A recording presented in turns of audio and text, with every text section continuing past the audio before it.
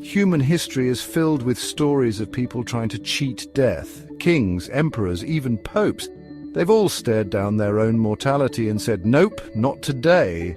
While no one has managed to defeat death yet, or if they have, they've yet to reveal themselves, people have gone to extraordinary lengths and deployed bizarre tactics to try and give themselves extra years of life or even immortality.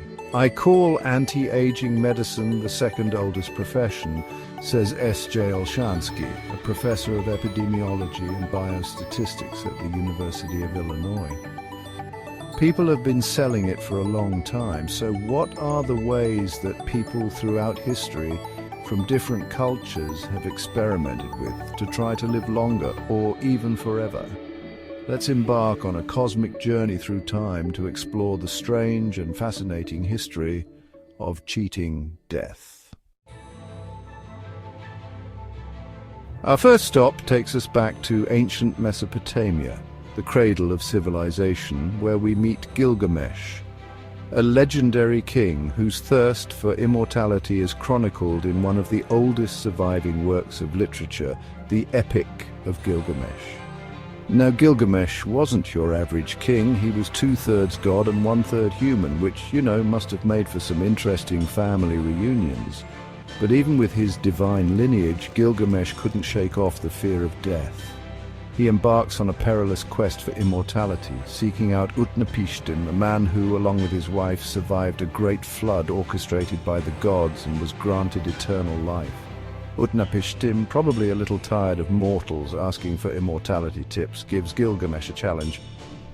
Stay awake for 6 days and 7 nights. Seems easy enough, right? Well, Gilgamesh, being 2/3 god and all, promptly falls asleep. You'd think a demigod could handle a week without a nap. Utnapishtim, perhaps feeling a twinge of pity for the sleepy king, offers another solution, a magical plant at the bottom of the ocean that restores youth. Gilgamesh, never one to back down from a challenge, dives into the depths, retrieves the plant, and naturally promptly loses it to a snake. The snake sheds its skin, symbolizing rebirth, while Gilgamesh is left empty-handed. Talk about adding insult to injury. This epic tale, passed down through generations, reflects the very human desire to transcend our limits, a desire that echoes through the ages. Our next stop takes us to the land of pharaohs, pyramids, and, you guessed it, more attempts at immortality. The ancient Egyptians were obsessed with the afterlife. I mean, they built giant tombs for themselves to hang out in for eternity. Talk about commitment. They believed that preserving the physical body through mummification was crucial for the soul's journey in the afterlife. But they weren't just passively waiting for the afterlife, they were actively trying to delay it as long as possible. Imagine a society where a significant chunk of their resources, some estimate as much as 40%, was dedicated to preparing for the great beyond. That's like dedicating almost half of your annual income to planning your retirement party. But the Egyptians weren't just building elaborate tombs, they were also brewing up all sorts of concoctions and potions to prolong life. Think of it as the ancient Egyptian version of a multivitamin, but instead of promising a healthy glow, they were aiming for eternal youth.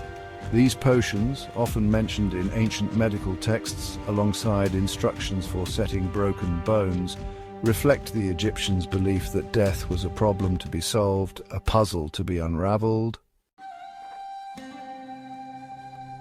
Elixirs of China's first emperor. Now let's fast forward a few centuries and travel east to ancient China, where we meet Qin Shi Huang, the ambitious emperor who unified China and, like many rulers before him, became fixated on achieving immortality. This emperor was obsessed with cheating death. He even went so far as to outlaw the mere mention of the word death in his presence. That's some next-level denial right there. Instead, he surrounded himself with poets who sang praises of his eternal reign. Talk about controlling the narrative. Qin Shi Huang was convinced that somewhere out there, hidden amongst his vast empire, was the secret to everlasting life. He poured resources into finding alchemists, those mystical chemists of the ancient world who claimed to possess the knowledge of brewing immortality elixirs.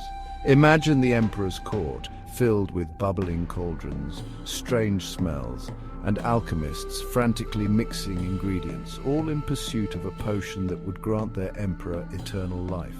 Unfortunately, Qin Shi Huang's quest for immortality took an ironic turn. He became convinced that mercury, that silvery toxic metal, held the key to eternal life. Spoiler alert, it didn't. In fact, it's believed that his mercury consumption is what ultimately led to his demise at the relatively young age of 49.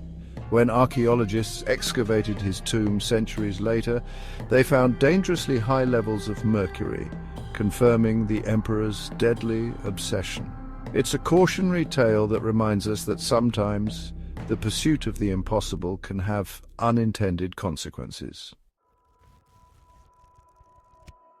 Drinking gold to live forever.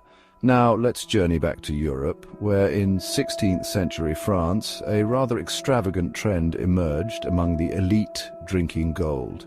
Yes, you heard that right. Gold, the ultimate symbol of wealth and luxury, was also believed to hold the secret to longevity.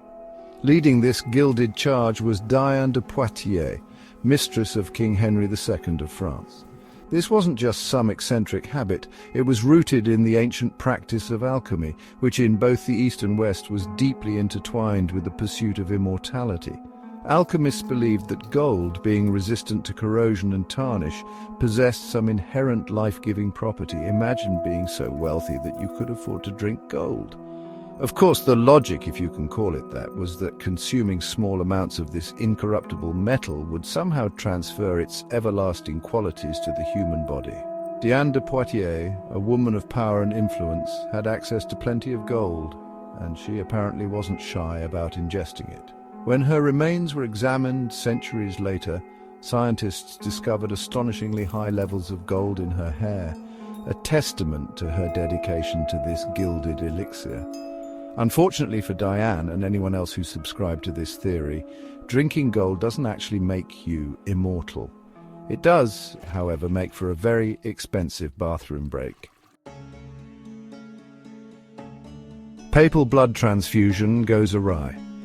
Our final stop takes us to the hallowed halls of the Vatican in 1492, where Pope Innocent VIII lay gravely ill. Desperate to save the ailing pontiff, physicians resorted to a radical procedure, blood transfusion. Now keep in mind, this was centuries before we understood things like blood types and the circulatory system. The idea was that by transfusing blood from healthy young donors into the Pope's veins, they could somehow replenish his vitality and cheat death. It's a bit like trying to jump-start a dying car with a bunch of fresh batteries, but instead of a car, it's the Pope, and instead of batteries, it's blood. 3 young boys were chosen for this groundbreaking, albeit somewhat barbaric, procedure. Sadly, the experiment proved fatal for all involved. Pope Innocent VIII did not recover, and the 3 young donors also perished, likely due to complications from incompatible blood types. This tragic event highlights the lengths to which people would go to defy death, even if it meant resorting to methods that, in hindsight, seem more akin to medieval torture than medical science.